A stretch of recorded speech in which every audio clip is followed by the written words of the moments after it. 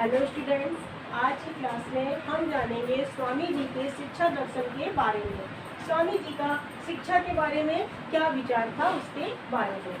तो स्वामी जी की जो शिक्षा दर्शन था वह मानव निर्मात्री शिक्षा के नाम से जाना जाता है। इसको मैन मेकिंग एजुकेशन के नाम से जानते हैं, क्योंकि यह ऐसे मानवों का निर्माण करना चाहते थे जो उनकी अंतर्निहित शक्तियां हैं उनको पूर्ण विकसित करना चाहते थे, सर्वांगीण विकास की बात करते थे, इसलिए इसको मानव निर्मात्री शिक्षा बोला गया है।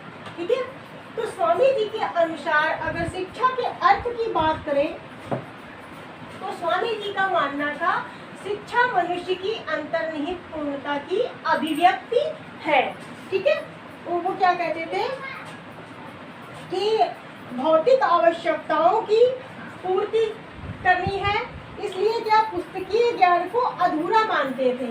शिक्षा को व्यवहारिक शिक्षा की भी बात करते हैं, यानी शिक्षा व्यवहारिक होनी चाहिए, ऐसा उनका मानना था। जिससे क्या हो, जब शिक्षा व्यवहारिक होगी तो बालक कैसा होगा, वह चरित्रवान बनेगा, इसके साथ ही साथ बुद्धिमान और स्वावलंबी भी बनेगा।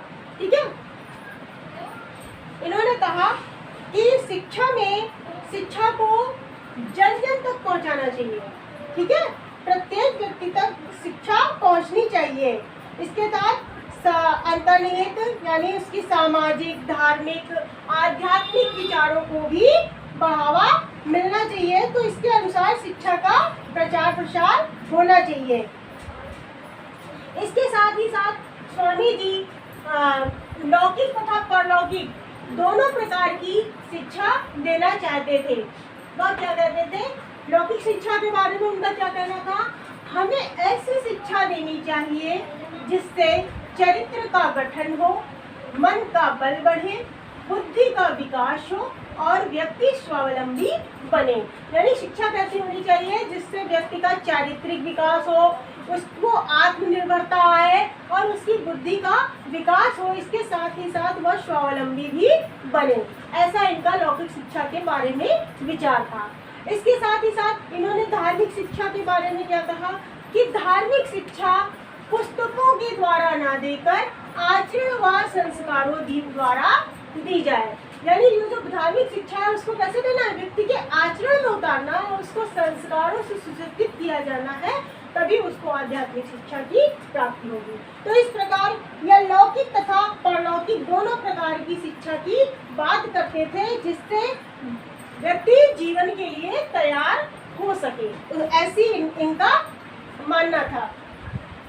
इसके साथ ही साथ इन्होंने नकारात्मक शिक्षा की बात भी की। इनका क्या मानना था कि वर्तमान शिक्षा प्रणाली केवल क्लर्क पैदा करने की मशीनरी मात्र है। जो उस समय प्रचलित अंग्रेजी शिक्षा थी उसके स्वामी जी विरोधी थे, उन्होंने उसका विरोध किया था। वह क्या चाहते थे कि शिक्षा ऐसी हो जिससे बालक का सर्वांगीण विकास हो सके। ठीक है, इसके चलते उन्होंने वर्तमान शिक्षा प्रणाली की कटु आलोचना की थी। उन्होंने कहा कि यदि केवल शिक्षा इसी प्रकार की होती तो भी क्या करता, मैं ईश्वर को धन्यवाद देता। किंतु इस दूसरी शिक्षा प्रणाली से क्या होता है कि जो युवक है जो उस समय की शिक्षा प्रणाली से शिक्षित हो गया, वो अपने पूर्वजों, अपने इतिहास और अपनी संस्कृति से ग्रहण करना सीखता है। ठीक है, अपने पवित्र वेदों, पवित्र गीता को झूठा मानने लगता है। तो ऐसी शिक्षा नहीं देनी है, ऐसी नकारात्मक शिक्षा से हमको बालक को बचाना है।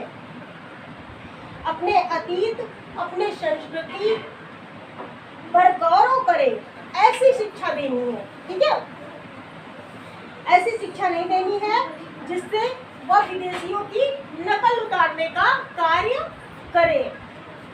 तो इस प्रकार उन्होंने उस समय की अंग्रेजी शिक्षा प्रणाली का पूर्ण विरोध किया था। इसके साथ ही साथ स्वामी जी की शिक्षा के कुछ सिद्धांत थे। उन्होंने कुछ मूलभूत सिद्धांतों को अपनी शिक्षा में विशेष महत्व दिया। वो क्या थे उन्होंने कहा कि शिक्षा ऐसी होनी चाहिए जो बालक का सर्वांगीण विकास करे, यानी उसका शारीरिक, मानसिक, बौद्धिक, आत्मिक सभी प्रकार का विकास करे। इसके साथ ही साथ बालक के चरित्र का निर्माण करे, उसे आत्मनिर्भर बनाए। यानी बालक जब चरित्रवान होगा तो क्या होगा, वह एक युक्त प्राणी बनता है। तो कहा कि बालक ऐसी शिक्षा देनी चाहिए जिससे बालक का चारित्रिक निर्माण हो, आत्मनिर्भर बने, यानी मन, क्रम, वचन से उसकी शुद्धि हो तो वह कैसा बनेगा, आत्मनिर्भर बनेगा। इसके साथ ही साथ उन्होंने देश की प्रगति के लिए तकनीकी शिक्षा की भी व्यवस्था की बात की कि शिक्षा में तकनीकी शिक्षा को भी स्थान मिलना चाहिए। ठीक है। इसके साथ ही साथ उन्होंने कहा कि बालक को मन, क्रम, कर्म तथा वचन से शुद्ध होना चाहिए। यानी यदि बालक के चित्र में एकाग्रता होगी तो वह अच्छे से ज्ञान प्राप्त करेगा। ब्रह्मचर्य का पालन करने की बात कही। नेक्स्ट बात करें तो उन्होंने शिक्षा में कहा कि बालक और बालिका दोनों को समान शिक्षा मिलनी चाहिए। ठीक है। स्वामी जी बालक और बालिका की शिक्षा में कोई भेदभाव नहीं करते थे। उनका मानना था कि दोनों को समान ही शिक्षा देनी चाहिए। इसके साथ साथ ही उन्होंने जनसाधारण में भी शिक्षा के प्रचार व प्रसार की बात की। क्या कहा कि सब शिक्षा सभी को मिलनी चाहिए। जब हमारा समाज शिक्षित होगा तो हमारा देश भी आगे बढ़ेगा। इसके साथ उन्होंने शिक्षा को गुरु गृह में रहकर प्राप्त करना चाहिए, ऐसा उनका मानना था। जैसे हमारे प्राचीन वैदिक शिक्षा में था कि गुरु गृह में रह करके बालक शिक्षा ग्रहण करता था, तो उन्होंने उस शिक्षा को उत्तम शिक्षा माना। गुरु के गृह में रह करके शिक्षा को ग्रहण करना वो अच्छा मानते थे, क्योंकि शिक्षक छात्र के जो संबंध होते हैं वो साथ रहने से कैसे हो जाते हैं, मधुर हो जाते हैं। गुरु शिष्य संबंधों में निकटता की बात की कि उससे क्या होगा कि गुरु शिष्य के संबंध जो है वह मधुर होंगे, उनमें मधुरता आएगी। नेक्स्ट उन्होंने कहा कि शिक्षा ऐसी हो जो सीखने वाले को जीवन संघर्ष के लिए तैयार करे। तो शिक्षा को ऐसा बताया कि जिससे बालक अपने जीवन में आने वाले संघर्षों के लिए अच्छे से तैयार रहे, हर कठिनाई का सामना कर सके, ऐसी शिक्षा देना है। ऐसा बालक हमको तैयार करना है।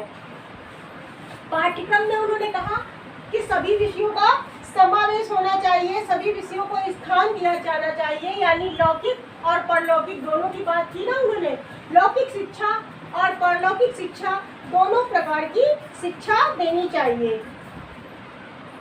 इसके साथ ही साथ स्त्री शिक्षा का केंद्र धर्म होना चाहिए। उन्होंने कहा कि सच्चे अर्थों में स्त्रियां ही धर्म का पालन करती हैं, वही धर्मचारिणी होती है। इसलिए स्त्रियों की शिक्षा को उन्होंने धर्म का स्थान प्रमुख दिया।